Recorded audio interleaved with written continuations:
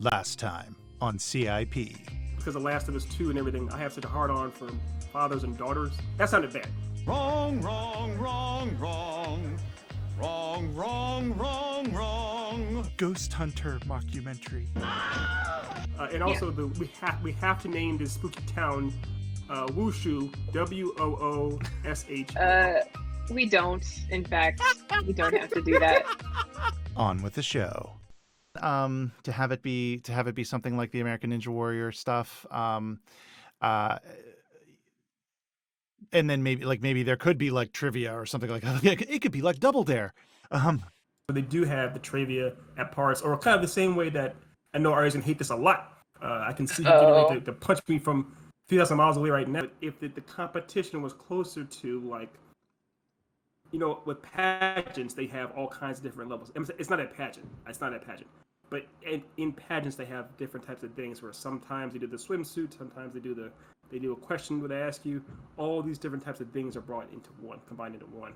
Sorry about the banging. I have neighbors that are doing something. I'm not sure. Sorry about that.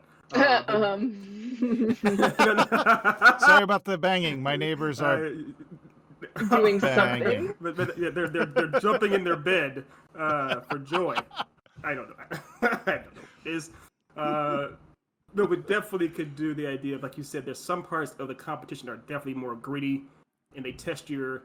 I guess we could have it that the competition is designed to test you in different ways. Mm-hmm. So it's kind of like the Hunger Games, sort of. I don't mean like murder, but there's like an interview portion, and you showcase what you're good at. Yes, but I guess it could be if you they could test your poise or your public speaking in an interview portion. They could test your speed or your agility in a test where, like, literally, like, there's spikes dropping down on top of you, who can run the fastest, or it could test your balance, while you have to walk across this beam without falling off, and there's could fall into this giant lagoon below. And basically, if you don't pass these tests, once you fail them, you're out of the competition. And these tests can be all kinds of different things. They can range in everything imaginable. There could even be a competition with singing, involving singing, essentially. Anything and everything is on the table because it's meant to be for this big, huge. They're trying to see who is the best person to date this shadow figure. Mm-hmm. So there are all kinds. This might be what he actually would want his date to be like. He'd want them to be a really good singer. He'd want them to be have the balance of a gymnast. He'd want them to be able to swim a mile.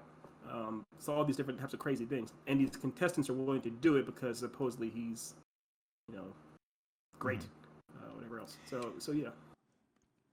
I get this vision of, like, because we talked about it being like somebody like Ruby Rod or something like that. And also, like, I know we were talking date, but I know we had discussed a little bit last time that instead of having it be like a date, have it I like maybe spend the day with kind of thing. Yeah, let me ask you this: what's the difference between a date and spend the day with? Well, I think for personally, for me, a date indicates if the people are, obviously not, together yet. It's like a thing to spend the day with somebody who you might romantically be interested in. So it's a pre-date. They're the same thing. Well, but what I'm thinking is I'm thinking like maybe have the contest be, do this contest to have a chance to be Ruby Rod's or whoever's best friend. And you get to spend the day with Ruby Rod. So you get to be their best friend for a day. And that way it kind of removes the date piece of it a little bit. I don't know why, because it just I don't know why the date thing doesn't. I don't know. Like, I could be wrong. If we want to go with date, that's fine. Well, here's part of the problem with that is because our main characters, especially our Dam, she believes she's doing this contest. She's competing and doing all these things because she thinks she's going to get the greatest, her dream date, the guy of her dreams, the guy she wants to date and marry, and everything, all this kind of stuff. And the whole point is that along the way she meets the outcast, and she realizes that all the things she thought she wanted in a partner, she actually finds in someone else. So what about this? The prize isn't a date. it's something much bigger, and I think I floated like the cash money prize before, because that's also a really, really, really big incentive for basically everybody, in addition to like spend a day with or like ask one favor of and our main character, the damsel, thinks she's like, oh, he's gonna fall in love with me, I'm gonna fall in love with him, and it's gonna be amazing and blah blah blah, and she's got this like fairy tale idea of what's gonna happen, and then as the story progresses, she realizes that's just not the case, and O helps her realize this. That's true. The thing is, though, too, is that this is something that was floated by Nate before. I think maybe Ari agreed with this. Is that if part of her journey is for her to turn down Ruby Rod, we're calling him Ruby Rod, even as a licensed copywriting character for Fifth Element, whatever. Ruby Rod. What if we just call him Red? Call him Red. We can call him Red. I like him. We'll call him the Red Shadow, because he's still supposed to be our shadowy figure. But the idea was that we'd established, I think Nate said, that if we make it clear that Ruby Red actually is into Dam. Red's like, yeah, Dam, you're actually really cool. I actually like you a lot. I actually do want to be with you. I actually like that a lot. The thing that you wanted most, I want to have with you. And here's the money, of course, the 10 grand or whatnot. But yeah, let's be a couple. Let's make this work. And she then turns him down. That's part of her arc. She has to be. He, of course, has to want her. That doesn't like negate what I just said, though, because no, it doesn't. It doesn't negate it. But the point of the story, the point of her arc, I think it can't just be compete in this competition and win money, because it's kind of like, what's the point of having to shadow it off? It's just money. Or be buddies and friends with some random guy. It's like, what's the point in going through all of this to be friends with? I wouldn't think about this in reality. I'm a single guy. I wouldn't compete through all this crap to be buddies with some random stranger. I actually want to. I wouldn't put her a date. Well, no, but then it's not the point. It's not the point of being buddies with a random stranger. It's that, because if somebody came to you and said, you here, do this writing contest. You do this writing contest, and then you get to spend a day. It's not a date, but you get to spend a day with what's her nuts, the chick that you have multiple restraining orders against you. Here you go. But that's it. I would want a date with her. I wouldn't want a buddy chum thing. I want a date with her. Well, okay, all right. If somebody said a date, so you wouldn't do the contest if they just said spend the day with versus a date. I would look for a hell, but sure. For Logan Browning, yeah. For Logan Browning, of course. I would. But I think what you guys are forgetting is, in reality, we have reality shows for people. Think about The Bachelor, The Bachelorette, all these things. We have all these 90 Day Fiance. All these things are contingent on the idea of love. People are trying to do these things for the opportunity to fall in love with somebody, not to hang around, get some drinks, and play Monopoly. Like I said, Ethan, it doesn't negate it, because the point of our main character is that she has an unrealistic expectation of what is going to happen. So the prize is possibly money, spend a day with your idol, and then he'll grant you some wish or whatever, something nebulous like that. And she thinks, like you would think, okay, so if I get a chance with Logan Browning, shots fired. Maybe we can get to know each other. Maybe there will be sparks. Maybe I can have a romantic relationship. Anything can happen, and she's clinging to that idea. Yes, I agree. I see what you're saying. I agree with that. That works. And then her character arc, and like there are going to be a bunch of different people who also have that unrealistic expectation, because it's like a reality show. That's fair. That works. And then there are people who are only there for the money or whatever. Right. Yeah. And that is why Outcast is there for the 10 grand, and Dam is really there. Dam doesn't care about the money. She's there for the idea. She's like, and that, so the rules. Okay, so we can establish this too. The actual prize in and of itself is a celebrity. We don't know who it is. We call them Red now. This unknown celebrity that people presumably some reason they like. They think it's someone that they like. It's part of this prize. Win a day with this celebrity, a whole day. Just whatever you want to do, no limitations. Along with let's make it $100,000 in cash prizes. I mean, $10,000 now won't get you past COVID. So let's make it $100,000 in cash prizes, whatever it might be.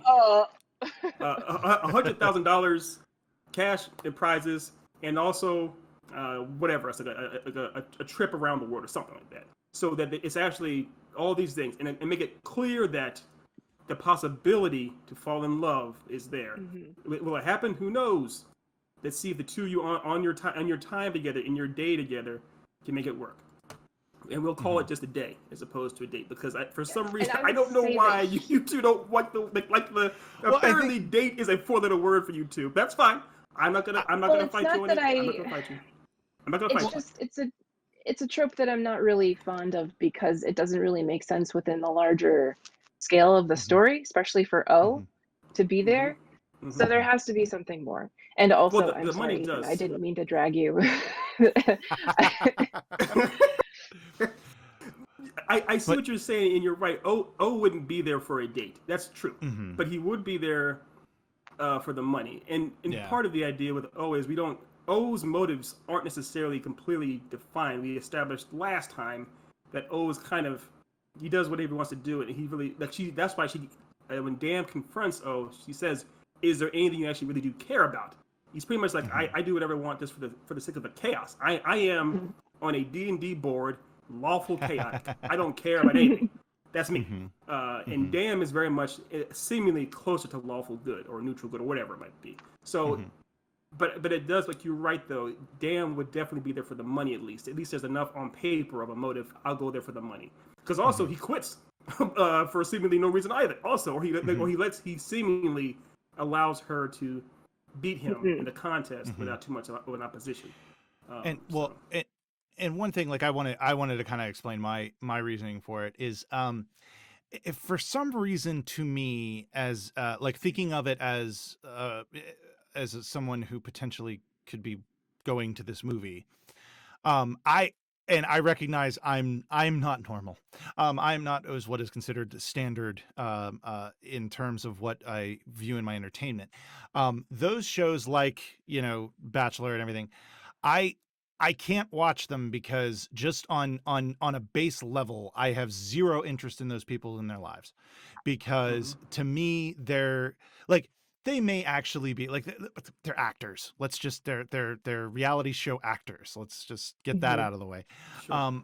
But by making it not a date, and therefore taking that part out of it, taking that, for lack of a better term, shallowness out of the contest, and actually putting, and it's because it's in my mind, it's not shallow for her to have this unrealistic expectation and be like, I want to meet this person and I want to fall in love with them, and I think that this is an actual thing that could happen.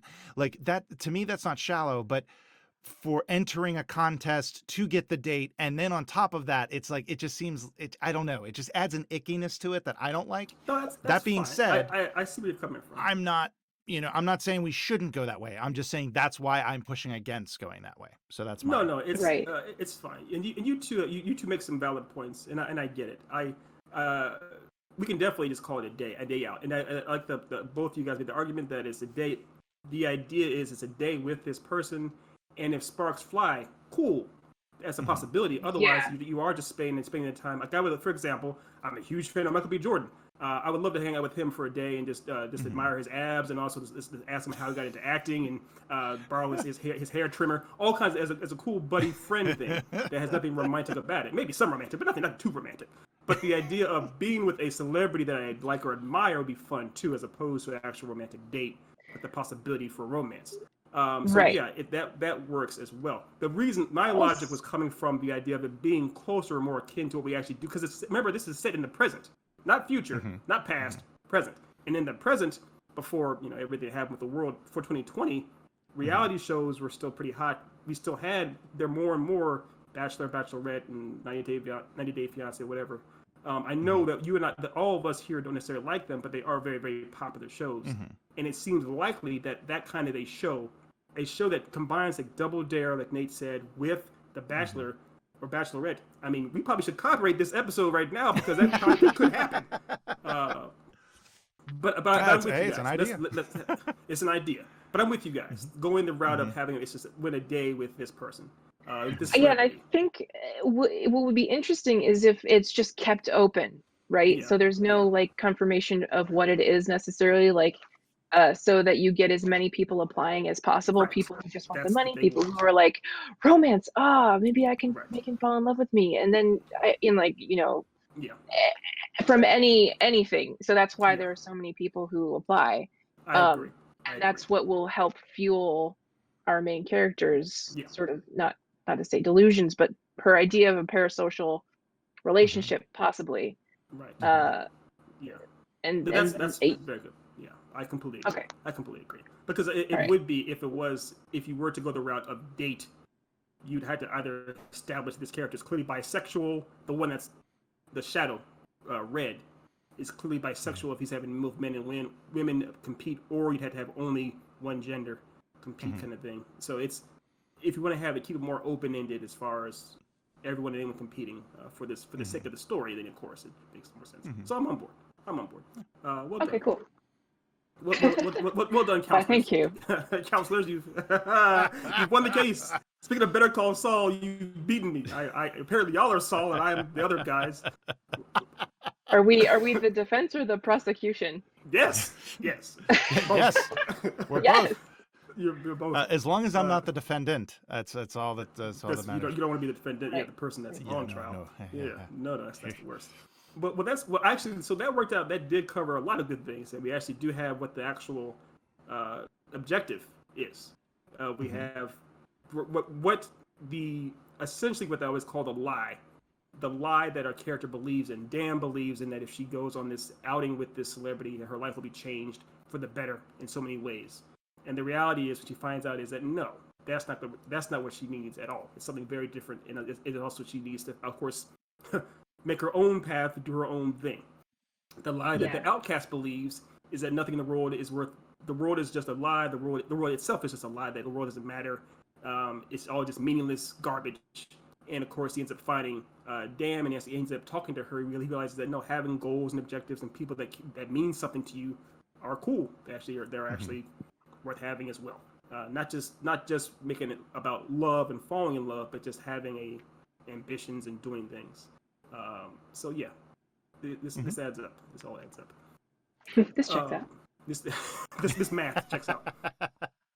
I think so. What we could do too is basically, so we had discussed getting into, it was like the semifinals or whatnot in the competition where O throws the match for Dan.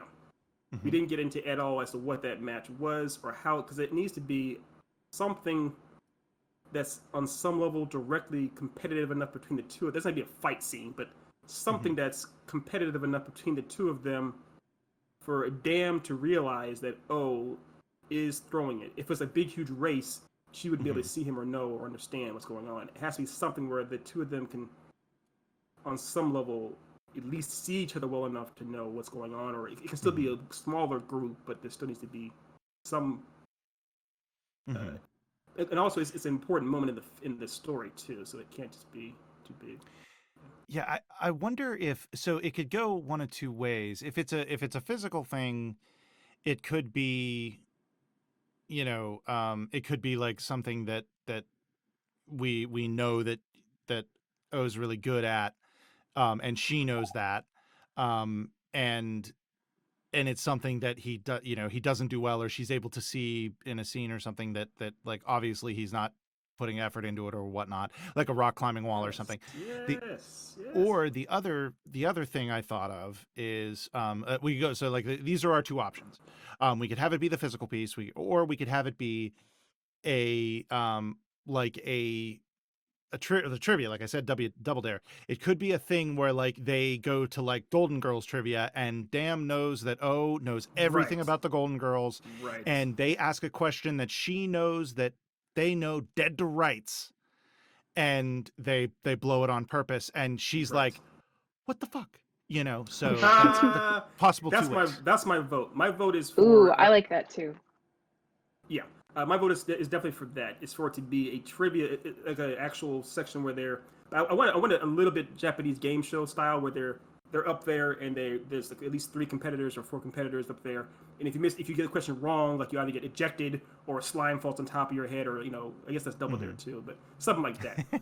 And so they do. It could be Golden Girls. It could be that it's a trivia game. It's not just Golden Girls, but it's trivia. And the question comes up involving Golden Girls, and we could establish earlier on that Golden Girls is the one show or one thing essentially that O does really care about. He knows a lot about it. He pretty much considers everyone. He can put them in categories of the characters from Golden Girls. He may even consider Damn a real what's Dorothy. May call her a real Dorothy. That could be his nickname for the whole story is Dorothy, because he seems so tightly wound or whatnot. And so when the question comes up, and it could be that during the contest, this trivia section, there's like 4 or 5 competitors. It gets down to just the last 2, which is O and Damn, and a question comes up where I guess we had to give her the opportunity. If it comes up where they both get the chance to answer the question, and O misses it, or it's a question where it's the last man standing. So if whatever question you get, you miss it, you're gone. So what if it's like, it's a speed thing, you kind of like a Jeopardy thing. So whoever buzzes first gets to answer the question. He gets the question. He pauses, looks at her, and then gives a deliberately wrong answer. I like it. Right. Yeah. I like it. Right. Because that would infuriate her. There's no way she wouldn't recognize what happened. Yeah. Ooh, and maybe it could be something like there's a I'm just going to continue with the Golden Girls thing just because that's the track we're on, and I'm me. Yeah. So we could maybe have it be where earlier they during one of the training sequences where you're seeing that they're getting kind of close and everything, and it brings up the topic of that O likes Golden Girls and blah blah blah, and Damn says something like, oh yeah, I love that one episode where such and such happens. And O goes, no, that's not right. That's not what happens in that episode. That you're actually thinking of this episode. This episode, actually the actor that played Dorothy's father played the waiter. You're thinking of another guy. And they fight about it, and then they actually go and watch the episode, and he proves him right. And that's the question. And when he gets the question, she could even, I'm sorry, go ahead. Well, I was going to say, he gets the question and he hits the buzzer and he looks at her and he gives the answer she thought that it was, as the wrong one. And for him, it's a I love you, but she takes it as a fuck you. Right. Yeah. Yeah. Perfect. Yes. Yeah. So the only that came to mind was just, it could be that O wouldn't be so hard. I wonder if O would be so hard driven. O seems a kind of character, like a Spike Spiegel.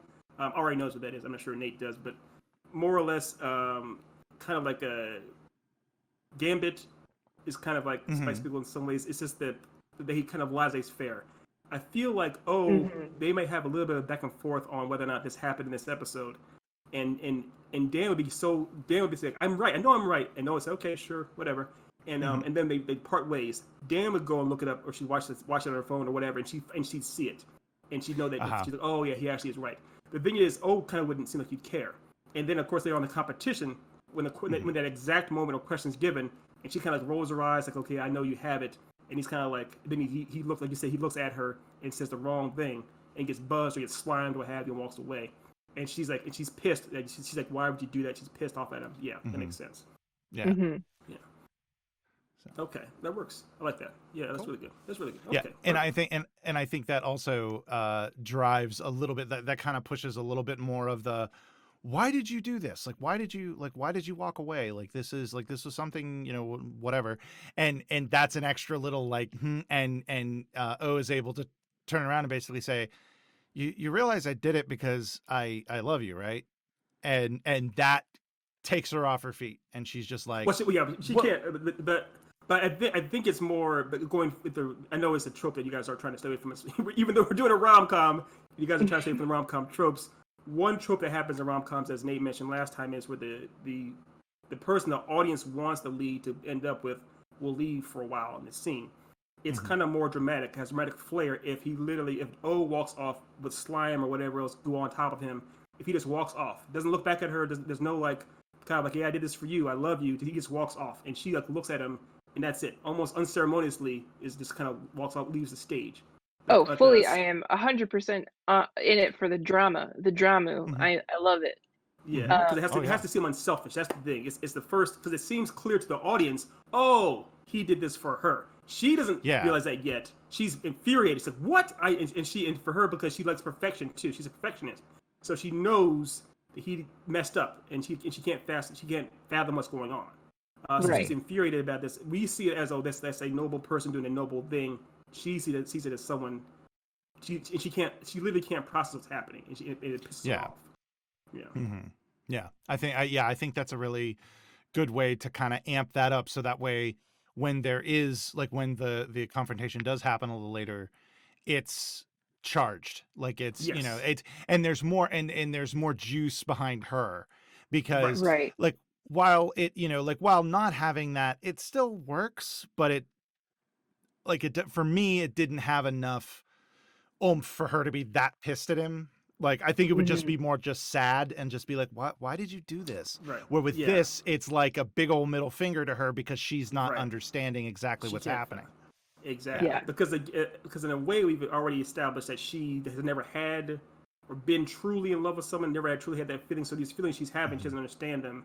And also, apparently, did catch on to what he was feeling earlier. He got it. He's a few steps ahead of her. So it's like, I'm cool with this. I'm fine. I'm not searching my feelings in my heart, trying to make sense of things.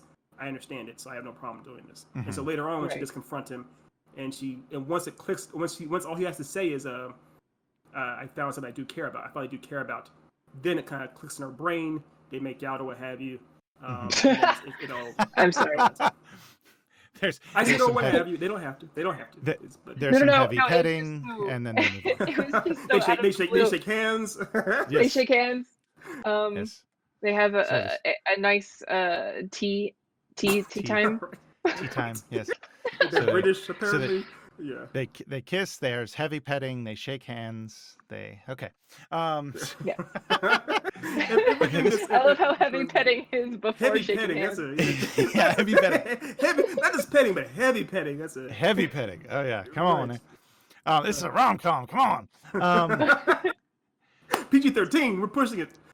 Oh yeah.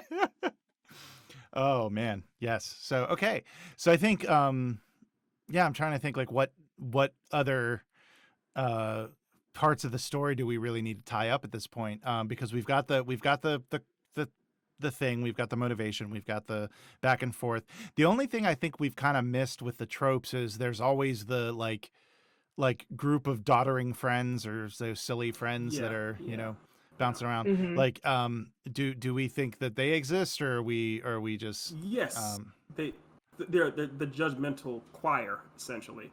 Yes. Now, part of it is the idea that I think we mentioned last time that they were naysayers, like they were trying to tell her, because seems so naive in her hope that spending this day with this celebrity, with Red, would change her life and she'd fall in love with him or her, whatever. We called him Aragorn before, but Red, she was certain that it was this guy that she likes a lot, and they hit it off. And they were kind of saying, no, that's unlikely. You've been trying to sway her out of it. So now it would be interesting if, when she does win the prize, when she is out on the day with Red, has all these things, if they're like, well, congratulations, I can't believe it, you're right. If they're all trying to tell her that she should pretty much, they're championing her being with this person. And when she's like, I don't know if I can do this, and she's trying to walk away, they're like, what are you doing? You're crazy. You're going to pass all this up? They could be a reverse conscience for her. They're pretty much trying to convince her not to be with and they're almost pointing out all the things. I was gonna say, I like that idea, but I think there's something that happened, like, and it's not in every rom-com that they do this, but it does happen sometimes, and I always kind of like it. Is when you mentioned reverse conscience, but I like the devil and the angel, where there's one friend who is all about it, is all about like you need to do, you need to, like, yes, this is the way you need to go, and the other friend is like, are you crazy? And I think it would be interesting. Now, I'm not sure where they would land in the beginning. I think maybe in the beginning they both think she's crazy. Like, yeah, this person isn't going to fall in love with you. What are you talking about? But then when things start happening, and when she meets the one friend is like, what the hell are you chasing after Red for? You should go after this piece because he's a tasty piece of cheese. And the other one is Tasty like, piece of cheese. go, continue after Red because, it's working out. Might as well condone. And then, and kind of have that where she has the two. So they're like, that's one way to do it. I love that, except with one slight change, one slight variance. Mhm. What if it's a friend or a family member, like her sister or somebody that's doing this to her, and a parent that's kind of that's kind of the angel. Her sister or sibling or what have you, or friend, is pretty much saying, it seems more likely to be a family member because they really know her, they're really involved in her life. It's very much like, is a hard naysayer and is championing the Red at the end, but her mom or her dad, who's kind of like a mentor figure to her, is one that's more supportive. And it's kind of like, even at the beginning, was like, well, if you're going to try this, give it your all. And you even showed that when she was growing up, the father or the mother was the one that was kind of training them, helping them with all these kind of things. So now later on, they know their drive. They're able to do all these physical things as well. And at the end, when we see the character, when we see Dam on this long day of doing these kind of things, we have it where the dad or the mom shows up, and it's like, yeah, you seem, I see you on this date. She doesn't actually, they don't deliberately tell them to leave Red. But just in the conversation she's having with them, she kind of like realizes that Red isn't right for her, and she leaves. She storms off, and she goes to go see and then she kind of confronts him on this kind of thing. So it's kind of having, like you said, the devil and angel, but just kind of changing it that they're family members that are involved with it as opposed to friends. I really like that idea, and I wonder if we could, if I could tweak it back. I shall tweak your tweak. And have it be, I like the idea of having, the sister being one way and then having a parent. But I think if we include both parents and have it be, and this is the angle my brain went, the mother being the opposite of whatever the other one is. So the mother being the angel to the devil or the devil to the angel. Sure. But the dad being, I just want you to be happy. That's what I thought care too. less. That's what I thought too. And I think that would be a really Christopherson, sweet moment. Yeah. Yes. Yeah, I agree. Yeah, that's right. I saw a dad too, but I was like, I wonder. I don't know if that seemed too cliche, that the supportive daddy, but that's my first thought was dad too. Yeah. Well, yeah, I think for especially because we're purposely subverting some tropes, and we're also using non-traditional characters and character types and identities. I think having that, while it seems cliche in a normal situation, I think it actually would be nice here. It would be nice to just have parents who are like, and even the mother's like, oh, I think you should do this, but I really just want you to be happy. But I'm a mom, and I'm gonna do mom things. And the dad's just like, I just want you to be happy. I don't because we don't have to make them cartoon characters. We don't have to make the mom unrealistic. It's like she could be like in the beginning, she's like coming from the point of logic, like what you are doing. The mom seems most logical. She's verbalizing her logic. What you are doing is crazy. You believe that this person is Aragorn or Red or whatever else. You have no idea. And even if it is that person, do you think that's going to change your life if you get married? It's all logical. And the dad's like, well, you never know. It doesn't hurt to compete. She's trained. It could be fun, that kind of thing. Later on at the end, the mom said, you were right. You won. You have all this money. Everything's great. And she's like, you're ready to leave. So what are you doing? This is actually what you want. I don't understand. And the mom could really say, I don't understand. And the mom could be akin to the way, similar to Dam. The mom could be similar to her as far as like, I don't understand what you're doing. How is this possible? And that's kind of the same logic that Dam has had her for so long. And then the father, who is again Jean-Claude Van Damme, based off our lore, because this is Bam Jr. Jean-Claude Van Damme himself is like, in his best Brussels accent, I just want you to be happy. As he's doing a split for some reason. So yeah, that makes On sense. two It's boxes. not over the top. Yeah, on boxes for some reason. Yeah. So it doesn't have to be all over the top craziness. It's we're playing or lightly pushing the tropes without necessarily going full head first into them. Yeah. Yeah, I like that. I just have this vision of a scene where, they meet up with the family, during the day, and the mother is like, oh, this is fantastic. And then Red is, because he's hitting it off with her, he's like, oh, I better hit it off with the mom. So that way, things go well. And so he starts chatting her up and everything and keeping her happy. And they kind of go off, and the dad's like, and then the dad and her have a little, back and forth. And the dad's like, what's wrong? I can tell this isn't, what's going on. And she, and then she has like this and then this, and then, and she goes, what should I do? And he goes, whatever makes you happy. If you think this is going to make you happy, great. If you think going to talk to O is going to make you happy, do that. But just do whatever, it's like, I'm reluctant to say follow your heart, but that's kind of, yeah. And of course, we can be as subtle as we want, or use subtext or metaphor, or any of those kind of things work just fine. Because at this point, the audience is already going to know where her heart is, and of course, the audience would be in tune with the dad, realizing the dad is aware too. So pretty much, the dad doesn't have to convince her of anything. The dad just has to validate the feelings she already has and let her do her own thing. So that's that's the role he's playing essentially. Yeah. And because there's Jean-Claude Van Damme, we can have him do a whole bunch of stuff. It'd be fun. Oh yeah. Yeah. And then I think at the very, very end, we have the Red get with the sister, because that makes sense. We can lean into that. We can have it that the mom is still logical. We can have that the dad is Jean-Claude Van Damme, and the sister is the one that's like the most like crazy over the top one, and What would be hilarious if not going full on that way, but having it be where she leaves, and then it kind of becomes obvious to them and Red, and they're for some reason still with Red when they discover that, oh, she ain't coming back. And the mother goes, have you met my other daughter? I think it would be of course. Yes. Yeah. Exactly. That works. I like that. So, yes. Well, I think that's a story. I don't know if there's any other things we need to wrap up, loose ends or anything. Sounds good to me.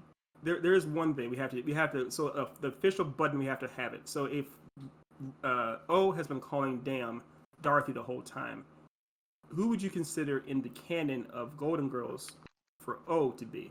Who would you think who's analogous for O? I have my answer, but I'm pretty sure it's wrong. But I think it would actually be with the type of character O is. Say it. I think I actually think he's a mixture. They are a mixture of Blanche and Sophia, actually. Yeah. I was going Sophia. Yeah. Because what I was thinking was I was going to say that O self-identifies as Blanche, but in reality is Sophia. That's how I would categorize that. Perfect. And fans of Golden Girls would know exactly what I mean. Yes, I'm sure they do. There could be a fun thing too, where it's like because they could both be fans of Golden Girls, essentially. That's kind of one of the things. And it could have been posed. It could have been posed to Damn earlier by O, as far as which character do you think I identify with, or who do you see me as? And she's like, I'm not telling. And then at the end, she says, oh, by the way, you identify as Blanche, but you actually are parts of whatever what you just said, basically. And I was like, holy shit, because it's the first time someone actually. Cause it just shows how much they actually are connected. Yeah, I think that's the way to go with that. Yeah, I think that's good. Awesome. Cool. Well, I think that's a story. I think that's a story. Hell yeah. But hell yeah. But no story is complete without Ari as dessert. Whoops, that came out wrong. Very wrong. Wow. But I'm fired. I don't even work here, but I'm fired. What I meant to say was, no episode is complete without Ari's art for dessert. That's a horrible save. So what we have here, I'm guessing this is O, our outcast. Ari? Yes. Okay. On the right, yes. Awesome. Okay. Nate, how would you describe, if you had to pick an actor that O looks like, who would you say? For our listeners. so I'm a bad one to pick on with that because because instead of saying like, oh, that's Steve Snoozlebottom from who is in the amazing Beetleman series, I Yeah. instead I'm gonna go, that guy who was in The Thing, it was on a couple years ago, you know what I mean? That's Yeah, that's that guy. essentially It was. yeah, that guy. The first thing that came to my mind was like a young Tom Cruise that has a 5 o'clock shadow. That looks kind of young Tom Cruise's. Oh no, you just ruined it. I know. I Well, know. I know you don't want that. But The worst thing is that I can see it, and now I hate myself.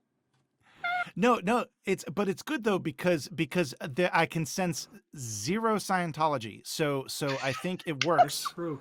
really well. There's nothing scientific about it at all. Yeah. Exactly. But no, yeah. I for some reason, I don't know why. There's a little bit of Christian Slater in there, a young Christian Slater. Oh yeah, I can see that too. works. That actually makes a lot. Yeah. Yeah, that's perfect. Yeah. Okay, we'll go with that then. We'll go It's with the the young eyebrows. Christian Slater. Well, Yeah. I mean, Christian Slater is also what? Well, at least he's not a Scientologist. No, he's not. He's a mess. He's a real mess. But he's not a Scientologist. This is actually Yes. is very akin to Christian Slater in Heathers. Have you guys ever seen Heathers? It's very Have much. I seen Heathers? I apologize for the What a insult. question! Oh wait, I have heard. I've heard of the movie and I've read. I've read a synopsis of it, but I haven't seen it, but I know of it. Again, plug in our other podcast, which is called Noobs in Progress, where Nate watches Add movies. it to the list. Add it to the list. Yes, it's done.